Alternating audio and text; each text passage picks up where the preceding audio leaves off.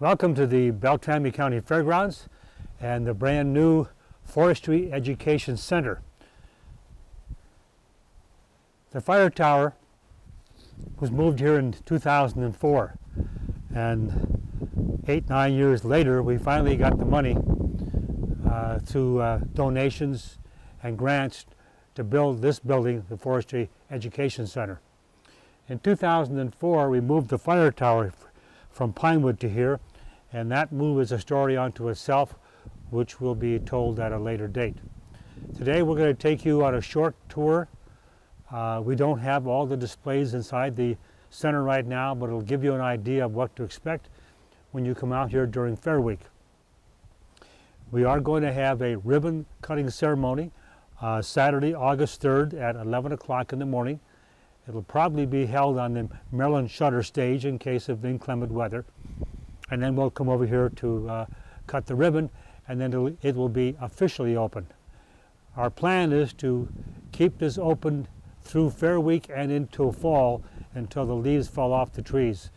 We're not sure what days we're going to pick. It might be a Thursday or Friday, or a Thursday or Friday Saturday. I don't know just yet, and we'll let everybody know that when we get those days picked. So we're going to go inside so you can see what we've got inside. We do have one display fully set up. Oh, dark in here.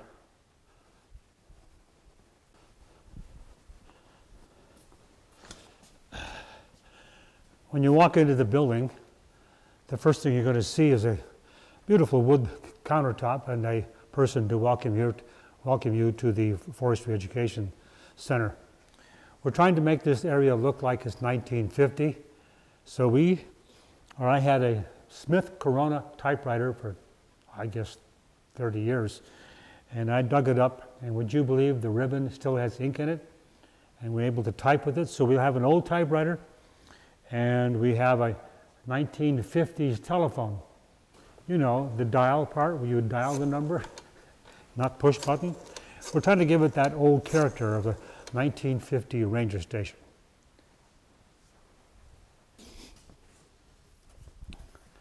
This table shows a few things we're going to have for sale. First of all, the Forest Fire Lookout Association has a magazine called the Lookout News, and this is free for you to take home and read it and find out about fire towers around the rest of the country. Some of the things we're going to have is this fire crossing map. We'll show you how that works in a few minutes. We don't know if the kids will like it or not, but we have it available. We're also going to have some of these things, like a patch panel we'll show you in a few seconds, and the fire map will be available for free in the sense that we'll email it to you, and you can take that and have it printed out someplace. The other thing that's unusual this year is for the kids, is we have this t-shirt. Let's see if I can get a little closer here, and maybe you can read it. And it says, I climbed the Pinewood Fire Tower, and I'm now a member of the Ancient and Honorable Order of Squirrels. We have a variety of kid sizes, and on the back side, it will say, follow me to the fire tower. Now that's for the kids. We also have another shirt for the kids, and the logo is when the Forest Service was called the Department of Conservation, and it'll be on a green shirt, and this is what the logo looks like. Then for adults, there's this shirt, which says Forestry Education Center, Beltrami County Fairgrounds. There's nothing on the back of this one. It's plain, and we think the adults might like something like this. This is a seedling, and this picture came from this picture. And that's where we got the idea. Young seedling growing up in the forest is going to be a big tree someday. Besides that, we have coffee cups. We're going to have hats like this here, which I probably should be wearing now. LL Bean tote bag with the Minnesota Forest logo on it.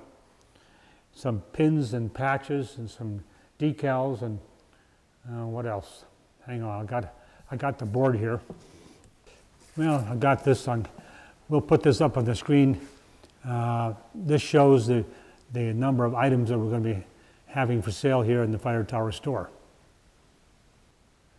We made our tablecloths, and any extra green cloth got used for signs like this up in the ceiling.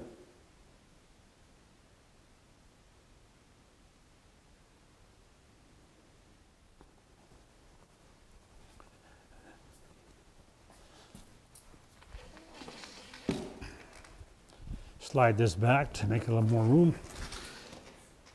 This corner here will house the DNR's fire prevention display, a stage, various items for you to look at, and the very first in the state of Minnesota, a 6-foot, 225-pound Smoky Bear. I've not seen it yet, but it'll be sitting in this corner here. On this side, we have a speaker stage.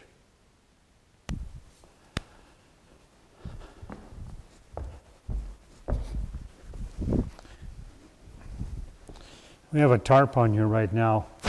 We're doing some work and we wanted to keep the carpet clean. There's going to be a lectern here. Some people call it a podium. I think it's a lectern. And a large flat screen 70-inch monitor TV set.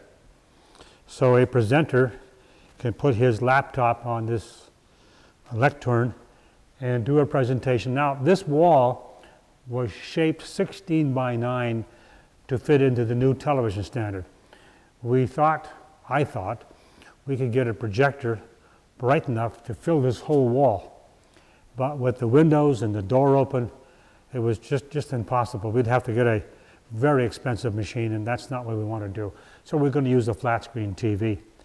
And when we wired the place, most of the switches are in the front, except these track lights. So if somebody's on stage, he's got a PowerPoint program, he can shut his own lights off right here and not have to ask for somebody up front to turn the lights off. We have a number of guest speakers lined up for this summer, and during Fair Week, that is. And the facility will be open for special use or request by individuals, school groups, nature groups, whoever wants to use the building. We'll make it available. We don't have a lot of seating room. We have about 20 chairs because this place is going to be pretty busy. That may be too many also.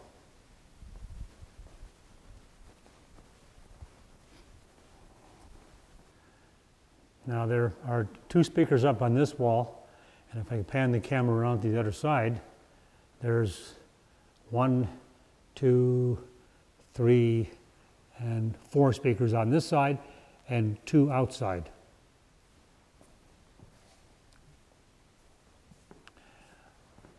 Those speakers are not going to be used for like a PA system. It'll be for sound effects. When we don't have somebody on the stage, we'll have a video running of the logging days from the Go and Whoa Club or the Buena Vista. And during off-peak times, we don't have that running. There'll be birds, all kinds of birds, singing on these speakers with a special video up on the screen. Here's 2 flat panels that we made up. These pictures were on the fire tower display. You'll see it in a minute. This is very unusual, and a lot of people stop to stare at it. I'll get a close-up, but right now it's hard to see. There's a 6-foot man standing on the side of this tree. This tree from top to bottom is 180 feet. It's a Douglas fir out in the state of Washington, put up in 1927. And this is a better view where you can see the spokes going down the tree. Somebody had to climb up to this box on the top. And there are guy wires. When you stand closer, you can see there are guy wires here to keep this thing from moving into the wind. Yes, somebody wouldn't last very strong. And down here, it's a better shot of this man standing on this 180-foot Douglas fir. When you get up inside, the tree comes up to the center in the building, and on top of that is located a firefinder, which we're about to see. We're looking at the Forest Fire Lookout Association display of a variety of different fire towers located throughout the United States. And this corner here is a very special instrument. It's called an Osborne firefinder.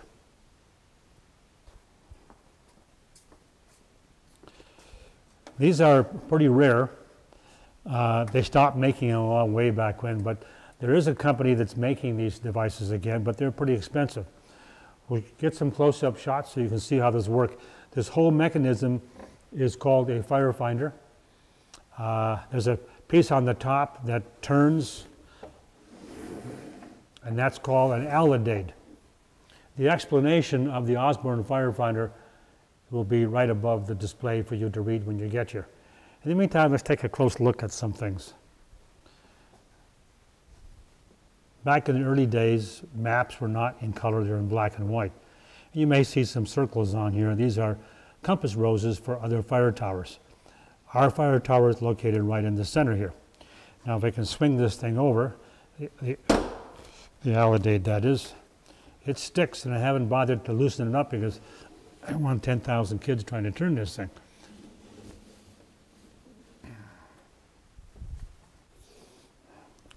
There's a slit in here, and there's a device that slides up and down, and that's used for range finding to determine the distance for from the fire tower to the smoke.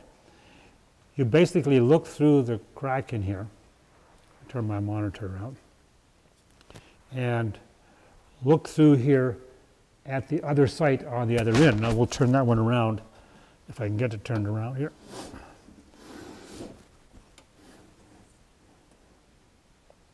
And there's a very, you can't see it, but there's a very fine thread in here. And you look through here and the thread and line it up on the smoke. Because your job is to be in the fire tower, looking with field glasses until you see smoke, and then you go to your firefinder, turn the alidade, aim it like a rifle with the crosshairs at the smoke. And the reason for that is you want to get a compass reading or azimuth reading from your tower to the fire. You'd be looking through the alidade kind of like this here with one eye, and you line it up at the smoke, and it's very accurate. You can get within half a degree on this machine. Once you got it situated where you want, then you look down on the alidade. There's a compass rose that goes all the way around. You look down and you get the bearing to the fire. You look down here at the bottom and you see the azimuth. It's 200 degrees from your fire tower. Now the firefinder is related to north, true north. I think it's true north. Once you got this number, then you can use this sliding device up on here.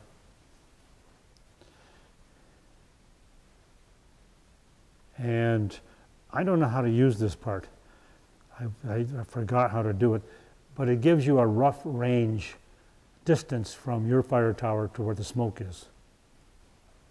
When you're using the firefinder and there is a window frame in the way, you can slide the firefinder back and forth, or you can pick it up and move it over to the second rail. There are 3 rails on here, so you can pick it up and put it over here. The end result is you get around the window frame. This is a typical firefinder used in Minnesota fire towers, although the maps were not in color, they were in black and white. You have the azimuth going all the way around, and your alidade is located in the center of where your fire tower is. Now this alidade does not turn in anticipation of kids wanting to spin it around, but it's a little easier to use. Now, if there's a window frame, excuse me, a window frame in the way, this thing will swivel around the window frame without losing its heading.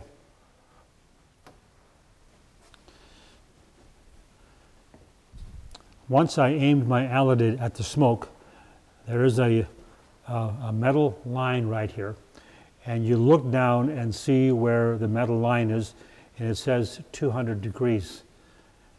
There is no distance measuring device on this firefinder. You have to kind of guess where it is, and these people got pretty good at estimating the distance from the tower to the smoke. Now once you have this information, you call it into the ranger station.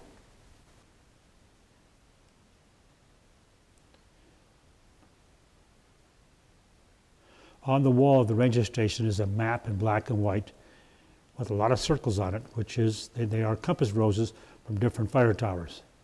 And this map is called a fire crossing map. And I don't have a close-up right now, but all these circles on this map are azimuths, compass roses, the same as on the firefinder. Each fire tower was approximately 10 miles apart. One fire tower every 10 square miles. Area of the map down here, I'll show you in a close-up, it has a lot of circles on it. This is where Itasca Park is. So at one time, Itasca Park was protected by several fire towers, when normally they are 10 miles apart. Now you can't have strings coming from every fire tower because they'll get tangled up. So there's a weight in the back, and you let the string go, and the weight is supposed to pull it all the way back. It pulls the string out of the way. When the person running the fire tower calls you and says, I have smoke at 200 degrees, you pull the string out, and you put it at 200 degrees, and you pin it. And you use the mark on here for 200. Then you call the nearest fire tower, or the fire tower person will call the nearest fire tower to him and say, John, look to your southwest. I have some smoke about 5 miles out.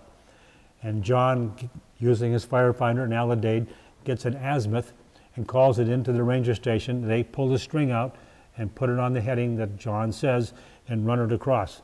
Now, since this is simple triangulation, where the strings cross, that's the location of the fire.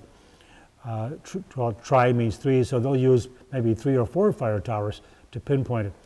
What's interesting here is the method of surveying back in the 30s and the 40s was nothing like we have today. And all those people I have talked to that worked in the fire towers or chased fires said when the fire tower said it's there, that's exactly where it was. And I marvel at the accuracy of the location of the fires being so accurate, that is, from the way they used to survey back then. Now, once the fire towers came into being in the 30s, 40s, and 50s, the fire detection system worked well. There were no more catastrophic fires like the Hinckley fire, because we were able to spot the the fires before they got big and get somebody to them. So the fire detection system worked well. And it started out with just trees and windmills to look for smoke.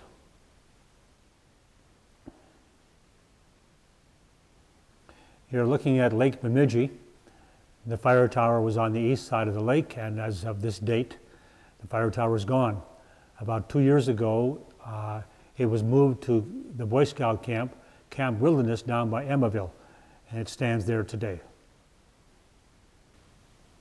When you come into the building and you make a right turn, you'll see the fire tower lookout display, and somebody will be on hand to explain all these photographs. One of the items that are going to be for sale in the fire tower store is the modern fire tower cookbook. This one here is not for sale, it's strictly for demonstration, and I'll show you why. These are recipes back in the 40s and 50s, and it's just text.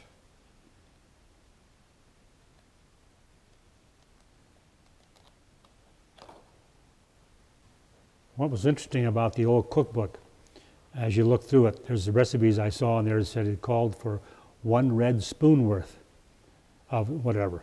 So I guess they had colored spoons back in the 40s and 50s to use measurement by, to measure whatever the ingredient says you're going to mix in.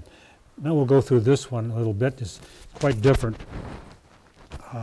This cookbook has a variety of different fire towers throughout the United States, along with the recipes. Now keep in mind, cooking on a fire tower up in the out west where you live in the fire tower, the difficult thing is you don't have water. You got to use rainwater or bring it with you.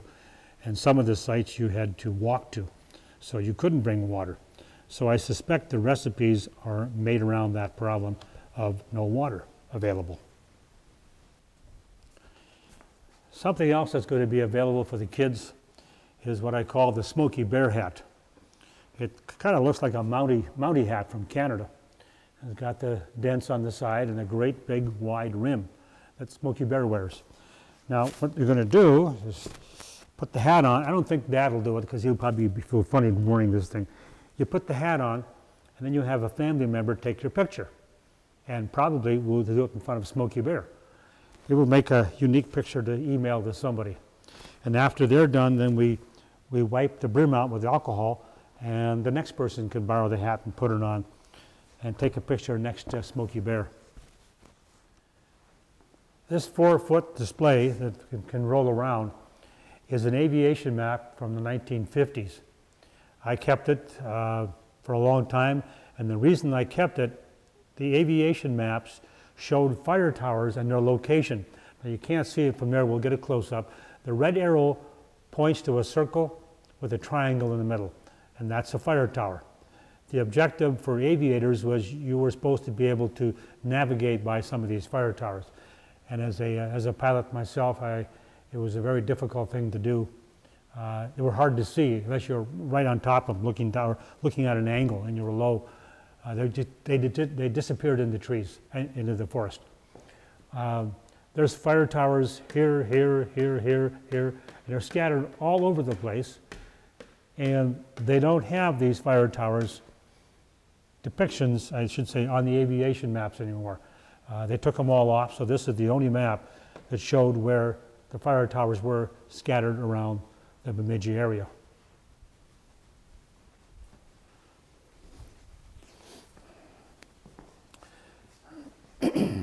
Aviation map from yesterday. We'll spin this around.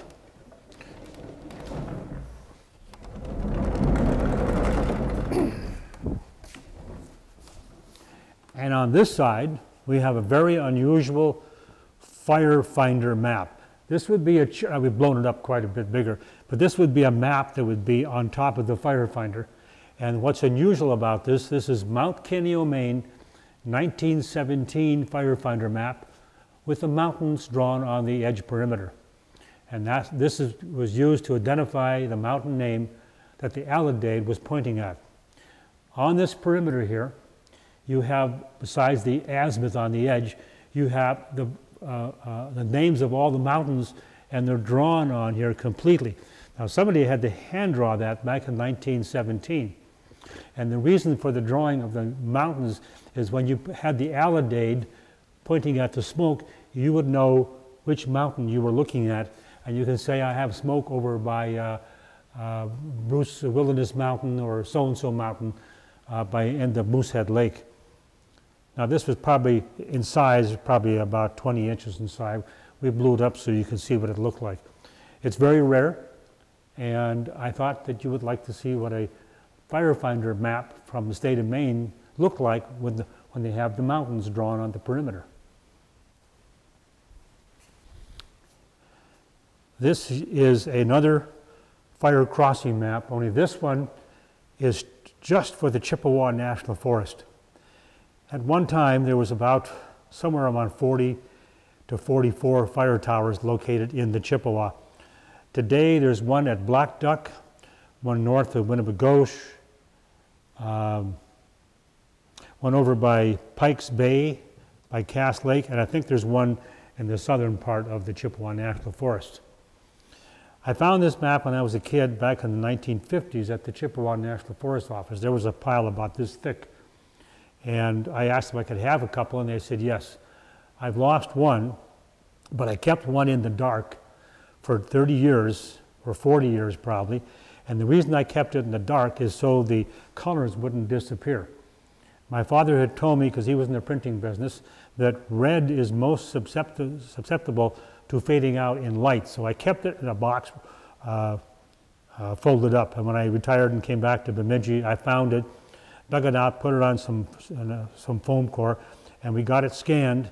So this is a reproduction of the original map. And we will have that available in JPEG form or TIFF form if somebody wants a copy to frame at their house or something. We will send it to you for free. You give us your email address, and this is the purpose of the Education Center, is to give you these things. I don't know where you can get it printed out, but that's pretty big. Sign shops will make you a sign like this if you want one for your cabin or something. Well, we're looking at the Cass Lake area. And you can see the one down here by Cuba Hill. And that one's still standing, but it's a little bit hard to find. Well, this fire tower is no longer. It's north of Kitchie Lake, which is north of Cass Lake, but it gives you an idea of the red compass rose that's on the perimeter. And there's a little triangle here where the fire tower was located at one time. And this is also called a fire crossing map, used back in the 40s. Before I found the 1941 crossing map, we got a PDF of the Chippewa National Forest map, and using the old map as a guide, we put the compass roses back on this map. I had a black and white copy of the original Chippewa National Forest, and then I was able to scan the other one. So now this map is also available in JPEG form for you to print out if you would like to have a copy. This photograph was taken at the Forest History Center DNR day when the water bomber flew by the fire tower. I took the picture by accident. I turned the camera around and click, and that's what turned out. And the Forest History Center made about 5,000 postcards of this. These pictures on the wall here, or others sitting on a shelf actually, will be put someplace in the room. We don't know where yet until the other vendors get here. I mentioned earlier we have a couple things that's going to be that will be available by email, the fire crossing map, and then each one of these panels is 11 by 17, and it has a variety of patches from different forest services, from different states and from different countries. If we send you the JPEG file, you can get this printed out at either the InkSpot or at Office Mac. Well, take a look at a few of these patches. What some people have done is they printed these out 11 by 7 and had it laminated and used it for the kitchen table. What do you call it, a placemat or something? And this is available for free, not the material, but the JPEG file will email to you if you think you'd like to make some placemats or just have this in your office someplace.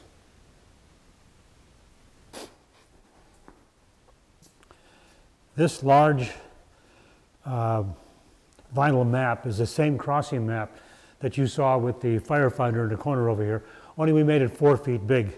I think it's going to go outside when we're open here, then put it inside at night. I don't think we're going to have room for this large display. We're going to be pretty full as it is.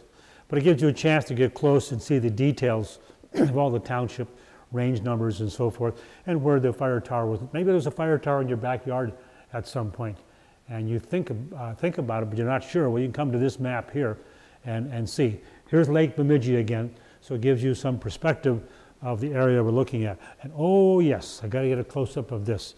There's a lot of fire towers located around Itasca Park. Very well protected back in probably the 40s. And the fire towers are gone, except for the one we saved from Pinewood, which is the one here at the Fairgrounds. Somewhere in the 60s, the aircraft took over doing fire detection. And they go out during fire season, which is basically April, May, and into June, and sometimes late in the summer if it doesn't rain for a couple of months. The aircraft will fly a certain route and look for fires, and the airplanes now have replaced the fire towers. Well, now you have some kind of idea of some of the things that are in here. Half the displays are not here yet, but they'll be coming in a month or so, and we'll be all set up for spring. The snow has to be out of the way so we can get the trucks in here, otherwise they're going to get stuck in the mud.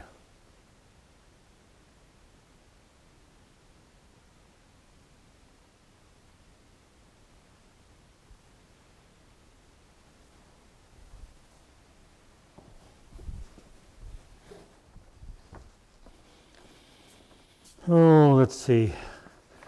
I don't have my list in front of me. We're going to have the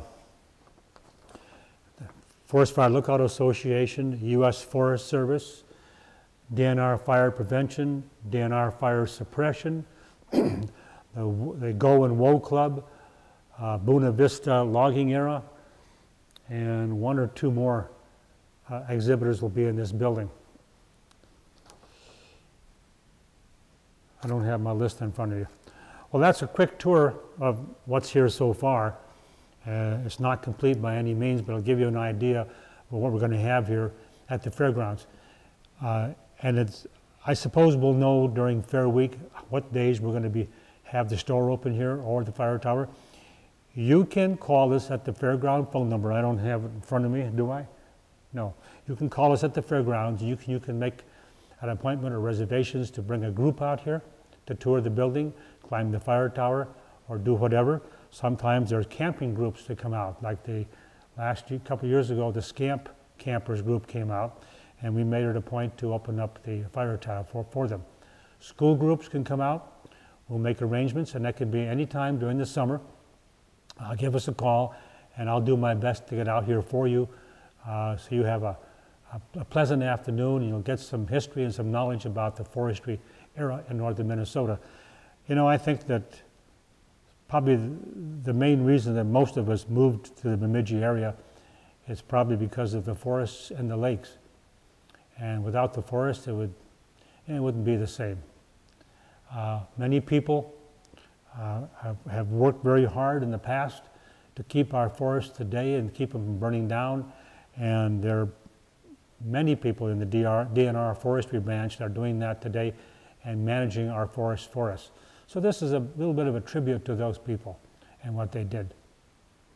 Hope you enjoyed your short tour of a partially filled building. Whoop, I got to cover up the typewriter. Don't want dirt to get in there. I mean, after all, this is a working typewriter.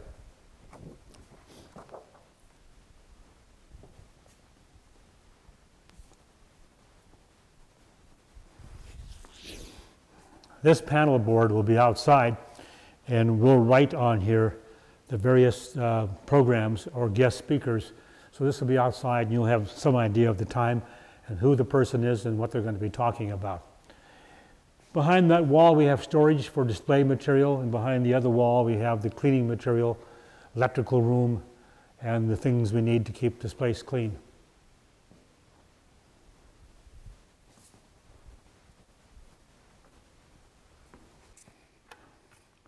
Lights out, and call it a day.